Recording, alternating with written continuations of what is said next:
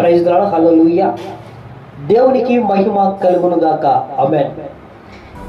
నా ప్రియమైన దేవుని యొక్క బిడ్డలారా, ప్రియమైన దేవుని యొక్క ప్రజలారా, ప్రభువైన యేసు క్రీస్తు నామములో మరి మీ అందరికీ శుభములు కలుగును గాక. ఆమేన్. మీరందరూ బాగున్నారా? మరి మీరందరూ కూడా బాగుండాలని మరి నిత్యం ఆ యొక్క దేవుని సన్నిధిలో మరి ప్రార్థన చేయించు ఉన్నాం. ప్రియులారా, మరి ఈ నూతన సంవత్సరంలో మనము దేవుని యొక్క పరిశుద్ధ గ్రంథం బైబిల్లో నుంచి మరి ఒక చక్కటి మాటను మనము చూసి మరి ధ్యానం చేసుకుందాం. ప్రియమైన దేవుని యొక్క బిడ్డలారా, మత్తయి సువార్త 2వ అధ్యాయము, మత్తయి సువార్త 2వ అధ్యాయము 5వ వచనం మనం ధ్యానం చేసినట్లయితే, మత్తయి సువార్త 2వ అధ్యాయం 5వ వచనం ధ్యానం చేసినట్లయితే, యూదయ దేశపు బెత్లెహేమా, నీవు యూదా ప్రధానులలో ఎంత మాత్రము అల్పమైన దానము కావు. ఇశ్రాయేలును నా ప్రజలను పరిపాలించు అధిపతి నీలో నుండి వచ్చును. ఆమేన్. నా ప్రియమైన దేవుని యొక్క బిడ్డలారా, దేవుని యొక్క పరిశుద్ధ గ్రంథం మనం బైబిల్లో నుంచి గమనించినట్లయితే, మత్తయి సువార్తలో 5వ అధ్యాయం మరి 2వ అధ్యాయము 5వ వచనం మనం ధ్యానం చేసినట్లయితే, యూదయ దేశపు బెత్లెహేము, మరి ఆ యొక్క యూదా దేశం అంతటిలో కూడా అల్పమైనటువంటి పట్టణముగా, ఒక చిన్న పట్టణముగా, మరి ఎవరు కూడా ఆ పట్టణాన్ని గురించి మాట్లాడుకునేటువంటి వారిగా ఉండరు. ఎందుకంటే అది చాలా చిన్న పట్టణము.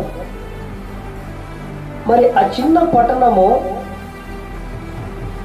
అల్పమైనటువంటి ఆ పట్టణమును గురించి దేవుని లేఖనము, దేవుని యొక్క పరిశుద్ధ గ్రంథం బైబిల్లో మనకు సెలవిస్తుంది.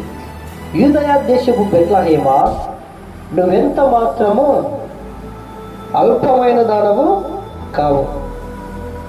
నా ప్రియమైన దేవుని యొక్క బిడ్డలారా, 2025 సంవత్సరం వరకు కూడా నా జీవితాలలో, మన జీవితాలలో అల్పమైనటువంటి స్థితిలో, అల్పమైనటువంటి పరిస్థితులలో, మరి ఎవరు కూడా మనల్ని లెక్క చేయనటువంటి స్థితిలో, పరిస్థితుల్లో నేను 2025 సంవత్సరాల వరకు కూడా ఉన్నామేమో. అయితే ఈరోజు దేవుని వాక్యము మనకు సెలవిస్తూ ఉంది. నా ప్రియమైన దేవుని బిడ్డలారా, యూదయ దేశపు బెత్లెహేమా, యూదా ప్రధానులలో నువ్వెంత మాత్రము అల్పమైన దానము కావు.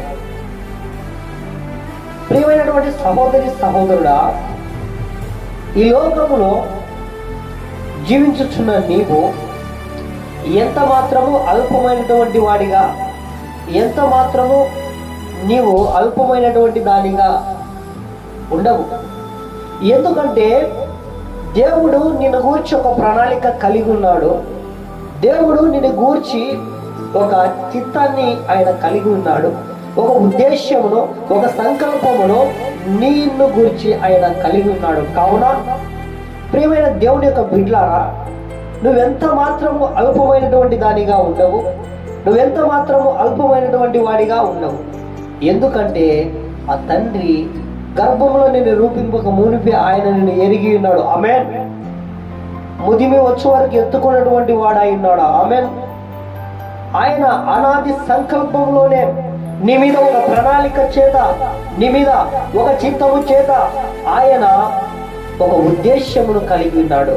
ఆ ఉద్దేశ్యమును ఆయన తప్పక నెరవేర్చేటువంటి దేవుడు, వాగ్దానం చేసినటువంటి దేవుడు, నమ్మదగినటువంటి వాడు. 2025 సంవత్సరాల వరకు కూడా నీ జీవితంలో ఒక అల్పమైనటువంటి వాడిగా, ఒక అల్పమైనటువంటి దానిగా ఉంటున్నావేమో. అయితే ఈ 2026 సంవత్సరంలో మొదటి మాసంలో దేవుని యొక్క వాక్యము నీకు సెలవిస్తూ ఉంది. ప్రియమైన దేవుని యొక్క బిడ్డలారా, యూదా ప్రధానులలో నువ్వెంత మాత్రము కూడా అల్పమైనటువంటి దానిగా ఉండవు. ప్రియమైన దేవుని బిడ్డలారా, మరి దేవుని యొక్క వాక్యము లేఖనమును మనం గమనించినట్లయితే, మార్కు సువార్త 12వ అధ్యాయము 10-11 వచనములు మనం ధ్యానం చేసినట్లయితే, మార్కు సువార్త 12వ అధ్యాయము, మార్కు సువార్త 12వ అధ్యాయము 10-11 వచనములు మనము ధ్యానం చేసినట్లయితే,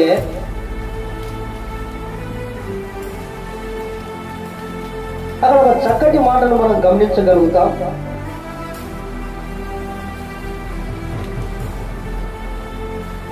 ప్రియులారా, మరి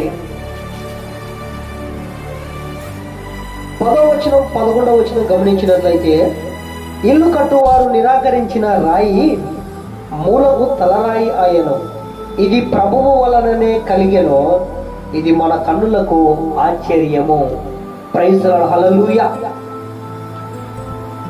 ఒక భవంతి లేదా ఒక భవనం, ఒక ఇల్లు కడుతున్నారు. ఆ సమయంలో ఒక రాయి అది పనికిరాదని మరి పక్కకు ప్రారంభమేయబడి ఉన్నది. అయితే ఆ ఇల్లు గృహ నిర్మాణం చేస్తున్నటువంటి ఆ సందర్భంలో ఆ రాయి, పడవేయబడినటువంటి రాయి, తృణీకరించబడినటువంటి రాయి, ఏ రాయి అయితే పనికి రాదు, ఏ రాయి అయితే కట్టడానికి అది అక్కరకు రాదు అనుకున్నారో, అదే రాయి మూలలో మరి తలమానికంగా, మూలలో మరి ఒక తల లాంటి దానిగా మరి ఆ రాయి అక్కడ ఏర్పాటు అవుటకు మరి అవసరమైనది.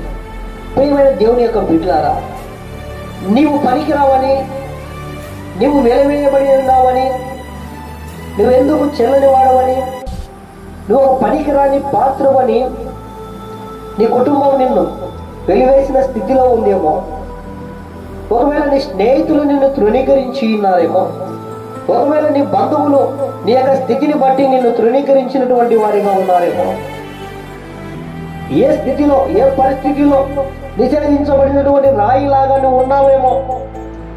నా ప్రియమైనటువంటి దేవుని యొక్క బిడ్డలారా, నీ గ్రామంలో, నీ సంఘములో, నీ సమాజంలో, ఎక్కడ నీ యొక్క విద్య అభ్యసించేటువంటి సందర్భంలో, నీ ఉద్యోగం చేసేటువంటి ఆ యొక్క చోట ఎక్కడ నువ్వు తృణీకరించబడి ఉన్నావో, ఎక్కడ నువ్వు పనికి రానటువంటి ఆ రాయిలే పారవేయబడి ఉన్నావో, అక్కడే నా దేవుడు ఒక మూలకు తలరాయిగా నిన్ను నియమింపబోచున్నాడు. హల్లెలూయా. ప్రియమైన దేవుని యొక్క బిడ్డలారా, ఇన్ని రోజులు నువ్వు పనికి రాని రాయిగా పారవేయబడి ఉన్నావేమో, ఇన్ని రోజులు నీ జీవితంలో తృణీకరించబడినటువంటి స్థితిలో నువ్వు ఉన్నావేమో. అయితే ఈ 2026 సంవత్సరం మొదటి మాసంలో నా దేవుడు నిన్ను దర్శించుచున్నటువంటి సమయం, ఆయన నిన్ను మూలకు తలరాయిగా చేయబోచున్నాడు. ప్రైజ్ ది లార్డ్, హల్లెలూయా. నమ్మిన వారికి సమస్తము సాధ్యమే. నువ్వు నమ్మినట్లయితే దేవుని మహిమను చూస్తావు. ఈ 2026 సంవత్సరంలో నా దేవుడు నిన్ను మూలకు తలరాయిగా మార్చబోచున్నాడు. ఆమేన్. ప్రియమైన దేవుని యొక్క బిడ్డలారా, నిషేధించబడి ఉన్నావా? తృణీకరించబడి ఉన్నావా? నువ్వు పొందిన అవమానాలు, నువ్వు పొందిన నిందలు, నువ్వు పొందిన బాధలు, నీ కన్నీళ్ళు, నీ కష్టాల్లో, వెలివేయబడిన స్థితిలో నువ్వు నలిగిన నీ స్థితిని నా యేసు క్రీస్తు ప్రభు నిన్ను చూస్తున్నాడు. ఎందుకంటే ఆయన చూచుచున్నటువంటి దేవుడై ఉన్నాడు. నా ప్రియమైన దేవుని బిడ్డలారా, ఇల్లు కట్టేటువంటి వారు ఎలాగైతే మరి ఆ రాయిని తీసి పడవేస్తారో, ఆ రాయి మూలకు తలరాయిగా, నీ సంఘానికి నీవే తలరాయిగా, నీ గ్రామానికి నీవే ఒక తలరాయిగా, నీ కుటుంబానికి, నీ స్నేహితుల్లో, నీ ఆఫీసుల్లో, నీ ఉద్యోగాల్లో, నీ విద్యలో దేవుడు నిన్ను మూలకు తలరాయిగా మార్చబోచున్నాడు. Praise the Lord. దేవునికి మహిమ కలుగును గాక. నా ప్రియమైనటువంటి దేవుని యొక్క బిడ్డలారా, దేవుని యొక్క పరిశుద్ధ గ్రంథం బైబిల్ నుంచి మనం గమనించినట్లయితే, మరి ఆదికాండము 29వ అధ్యాయము, ఆదికాండము 29వ అధ్యాయము 31వ వచనము మనము గమనించినట్లయితే, ప్రియమైన దేవుని బిడ్డలారా, ఈ జీవితంలో ఎక్కడ నువ్వు తృణీకరించబడి ఉన్నావో, ఎక్కడ నువ్వు వెలివేయబడినటువంటి స్థితిలో ఉంటున్నావో, ఎక్కడ మరి నువ్వు దేవుని యొక్క పరిస్థితులు, మరి నీ పరిస్థితుల్లో ఈ స్థితిలో మరి నువ్వు నలిగిపోతున్నావు, నా దేవుడు ప్రైజ్ ది లార్డ్ హల్లెలూయా నీ స్థితిని మార్చుటకు ఈ 2026 సంవత్సరంలో నా దేవుడు నీ పరిస్థితులను మార్చుటకు లేఖనముల ద్వారా వాక్యము ద్వారా నిన్ను దర్శించుతున్నటువంటి సమయము. ఆదికాండము 29వ అధ్యాయము 31వ వచనము.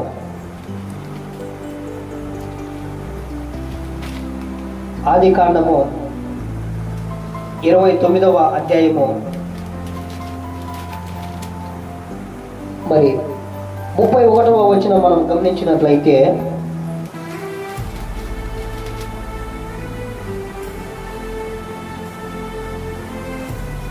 లేయ ద్వేషించబడుట యెహోవా చూచి ఆమె గర్భము తెరిచెను. ఆమె ఇక్కడ మనం గమనించినట్లయితే యాకోబు యొక్క భార్యలు ఇద్దరు. మొదటి భార్య లేయా, మరి రెండవ భార్య వచ్చేసి రాహేలు. రాహేలును యాకోబు ఎక్కువగా అమితంగా ఇష్టపడేటువంటి వాడు. రాహేలును యాకోబు ఎక్కువగా ప్రేమించేటువంటి వాడు అయినాడు. అయితే లేయాను రాహేలుకి ఇచ్చిన ప్రాధాన్యత, రాహేలుకి ఇచ్చినటువంటి ప్రియారిటీ యాకోబు లేయాకి ఇచ్చేటువంటి వాడు కాదు. ఈ హేతువును బట్టి, ఈ కారణం బట్టి తన స్వయాన చెల్లె రాహేలు లేయాను ద్వేషిస్తుంది, లేయాను ఎదుట గర్వపడుతుంది, లేయాను తృణీకరిస్తుంది. లేయాను తృణీకరించినటువంటి మరి పరిస్థితుల్లో మనం ఇక్కడ గమనిస్తున్నాము. దేవుడి యొక్క పరిశుద్ధ గ్రంథం బైబుల్ మనకు సెలవిస్తుంది. ఆదికాండం 29వ అధ్యాయం 31 గమనించినట్లయితే వచనాన్ని, మరి లేయ ద్వేషించబడుట యెహోవా చూచి ఆమె గర్భము తెరిచెను, రాహేలు గొడ్రాల ఉండెను. నా ప్రియమైన దేవుని యొక్క బిడ్డలారా, దీనుల ఎడల ఆయన కృప చూపే దేవుడై ఉన్నాడు. దీనులను ఆయన లేవనెత్తువాడై ఉన్నాడు. రాహేలు చేత తృణీకరించబడిన జీవితం జీవిస్తున్నటువంటి లేయాను ఎవరు చూశారు? యెహోవా చూచెను. ఆమె దేవుడు చూస్తాడు. తృణీకరించబడిన నీ స్థితిని, వెలివేయబడిన నీ స్థితిని, అవమానాలలో, నిందలలో, నిట్టూర్పులలో, నీ కష్టాలలో, కన్నీళ్లలో దిక్కుతోచని నీ స్థితిని చూసి, ఈ లోకంలో ఎవరు నిన్ను చూడకపోయినా ఎవరు చూస్తున్నారు? యెహోవా చూచి ఆమె గర్భము తెరిచెను. ఆమె దేవుడు నీ స్థితిని చూసేటువంటి దేవుడై ఉన్నాడు. దేవుడు నీ పరిస్థితులను చూసేటువంటి దేవుడై ఉన్నాడు. 1వ సమూయేలు మొదటి గ్రంథము 1వ అధ్యాయము మరి 6వ వచనము గమనించినట్లయితే, సమూయేలు మొదటి గ్రంథము 1వ అధ్యాయము 6వ వచనము గమనించినట్లయితే, అక్కడ మనము 6వ వచనం చూసినట్లయితే, యెహోవా ఆమెకు సంతు లేకుండా చేసి ఉన్న హేతువును బట్టి ఆమె వైరియగు పెనిన్న ఆమెను విసిగించుటకై ఆమెకు కోపం పుట్టించుచు వచ్చిన. ప్రైజ్ ది లార్డ్ హల్లెలూయా. ఇక్కడ ఎల్కానా అనేటువంటి ఒక వ్యక్తిని మనం గమనిస్తూ ఉన్నాం. ఎల్కానాకు 2 భార్యలు. వారిలో మరి హన్నా, పెనిన్నా అనేటువంటి 2 మరి స్త్రీలను మనం గమనిస్తాం. ఇక్కడ హన్నా తనకు ప్రియముగా నున్నందున ఆమెకు 2 పాలు ఇచ్చుచూ వచ్చాను. యెహోవా ఆమెకు సంతు లేకుండా చేశాను. మరి యెహోవా మరి ఈమెకు సంతు లేకుండా ఉన్నటువంటి స్థితిని బట్టి పెనిన్నా మాటికి ఆమెను గొడ్రాలంటూ, తృణీకరిస్తూ, విసిగిస్తూ, ఆమెను బాధిస్తూ, మరి పెనిన్నా ఎన్నో మారులు ఈ హన్నాను గాయపరుస్తూ, దుఃఖపరుస్తూ, మరి పనికిరనటువంటి పాత్రగా తీసి పడేసి ఉన్నది. నా ప్రియమైన దేవుని యొక్క బిడ్డలారా, మరి ఈ స్థితిలో 10వ వచనం గమనించినట్లయితే, బహు దుఃఖక్రాంతురాలై వచ్చి యెహోవా సన్నిధిని ప్రార్థన చేయుచు బహుగా ఏడ్చుచు, సైన్యములకు అధిపతియగు యెహోవా, నీ సేవకురాలైన నాకు కలిగిన శ్రమను చూచి నీ సేవకురాలైన నన్ను మరొక జ్ఞాపకం చేసుకొని నీ సేవకురాలైన నాకు మగపిల్లను దయచేసిన ఎడల వాడి తల మీది క్షౌరం కత్తి ఎన్నటికి రానియక వాడు బ్రతుకు దినములన్నిటి నేను వాడిని యెహోవాకు నీకు అప్పగించునని మొక్కుబడి చేసి ఆమె యెహోవా సన్నిధిని ప్రార్థన చేయుచుండగా యెహోవా సన్నిధిలో ఈమె ప్రార్థన చేసి ఉన్నది. ఆ యొక్క కారణాన్ని బట్టి, ఆ యొక్క హేతువును బట్టి. అయితే ఈ అమ్మ ఏ విధంగా అయితే ప్రార్థన చేసిందో, మరి పెరిగిన ఎంత గాయపరిచినా, ఎంత తృణీకరించినా, ఎంత వెలువేసినా కూడా ఈమె ఎక్కడికి వెళ్ళింది? దేవుని సన్నిధికి వెళ్ళింది. దేవుని సన్నిధిలో ప్రార్థిస్తుంది. ఒకవేళ లోకం నిన్ను తృణీకరించి ఉన్నదేమో, ఒకవేళ లోకం నిన్ను వెలువేసి ఉన్నదేమో, నిన్ను నిషేధించబడినటువంటి రాయిగా పారవేసి ఉన్నదేమో, నువ్వెందుకు చెల్లని వాడిగా, మరి ఎందుకు చెల్లని దానిగా నిన్ను చిన్న చూపు చూసి లోకం నిన్ను తృణీకరించినదేమో, నువ్వెక్కడికి వెళ్ళాలి? దేవుని యొక్క సన్నిధికి వెళ్ళు. అక్కడ దేవుని యొక్క సన్నిధి నీకు తోడుగా ఉంటుంది. దేవుని యొక్క కృప నిన్ను ఆదరిస్తుంది. దేవుడు నీ స్థితిని చూసి నిన్ను దర్శించి నీ స్థితిని మార్చి నేను మూలకు తలరాయిగా చేయటువంటి వాడై ఉన్నాడు. ఆమె నా ప్రియమైన దేవుని యొక్క బిడ్డలారా, మరి కీర్తనల గ్రంథము 138:6 మనం గమనించినట్లయితే, కీర్తనల గ్రంథము 138వ కీర్తన 138వ కీర్తన 6వ వచనం మనం గమనించినట్లయితే,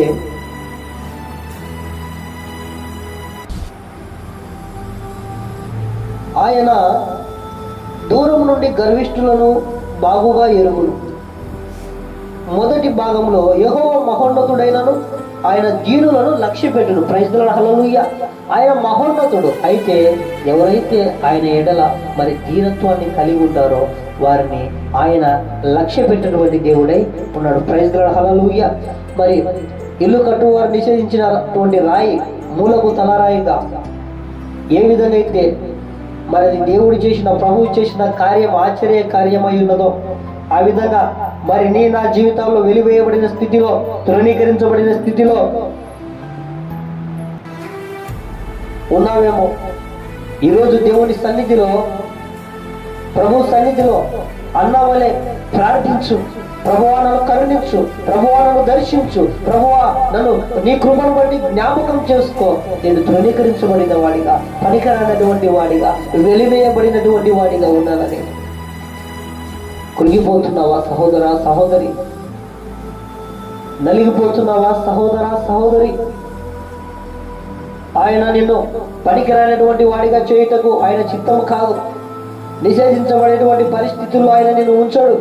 తృణీకరించేటువంటి పరిస్థితుల్లో ఆయన నిన్ను ఉంచడు. ఆయన నిన్ను మూలకు తలరాయిగా చేయబోతున్నాడు. ఆయన సన్నిధిలో ప్రార్థించు. ఆయన కృపగల దేవుడు. ఆయన దీనులకు కృప అనుగ్రహించేటువంటి వాడైనా.